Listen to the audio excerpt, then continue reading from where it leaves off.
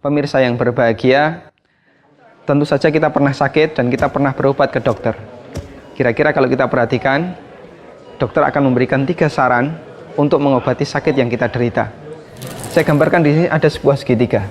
Sebut saja segitiga kesehatan. Dokter ketika mengobati kita, saran yang pertama yang akan diberikan adalah menjaga kesehatan, menjaga kekuatan fisik.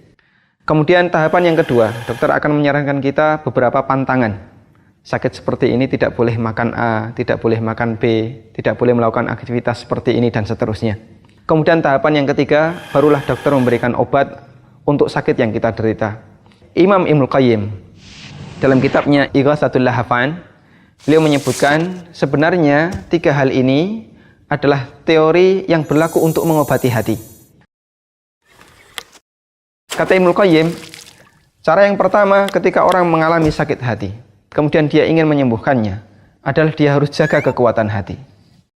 Bentuknya adalah dengan kemudian beriman kepada Allah, banyak melakukan ketaatan, mendekatkan diri kepada Allah, atau secara umum, semua bentuk ibadah itu akan menjadi hifdzul quwwah, penjaga kekuatan bagi hati manusia. Kemudian yang kedua, sebagaimana dalam penyakit fisik, kita disarankan oleh dokter untuk menghindari segala bentuk pantangan, segala bentuk yang bisa memperparah sakit yang ada dalam diri kita. Maka kata Ibnul Qayyim, demikian pula bagi orang yang sakit hati.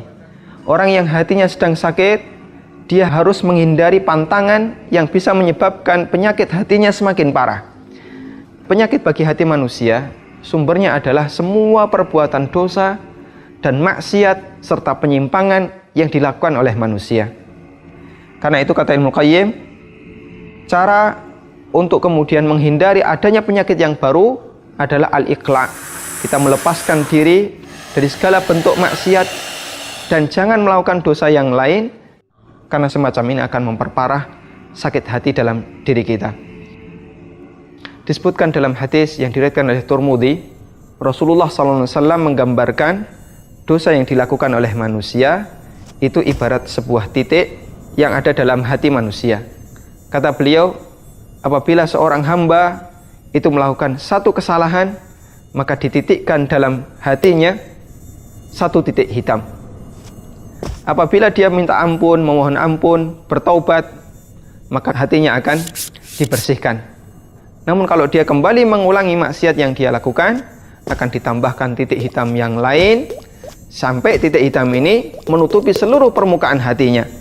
Nah, ketika seluruh permukaan hatinya sudah ditutupi dengan titik hitam, maka akan sangat sulit ada tembusan hidayah yang bisa menyentuh hatinya, karena titik hitam ini akan menghalangi dirinya untuk mendapatkan petunjuk yang baru dari Allah Subhanahu wa Ta'ala.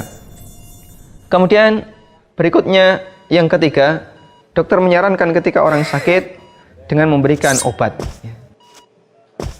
dengan memberikan obat untuk menghilangkan penyakitnya. Dan kata Ibnul Qayyim, dalam penyakit hati juga demikian, bentuknya adalah dengan bertaubat, beristighfar kepada Allah Subhanahu wa Ta'ala, karena dengan orang itu bertobat dan beristighfar, maka hatinya akan dibersihkan oleh Allah Subhanahu wa Ta'ala. Sebagaimana dinyatakan dalam hadis riwayat Ibnu Majah, Nabi SAW bersabda, orang yang bertobat dari dosa itu sebagaimana orang yang tidak memiliki dosa. Artinya dosanya dibersihkan.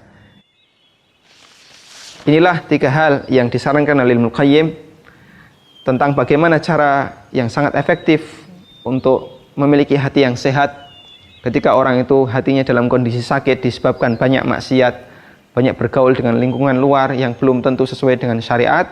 Ibnul Qayyim menyebutkan 3 prinsip ini agar kita bisa memiliki hati yang sehat.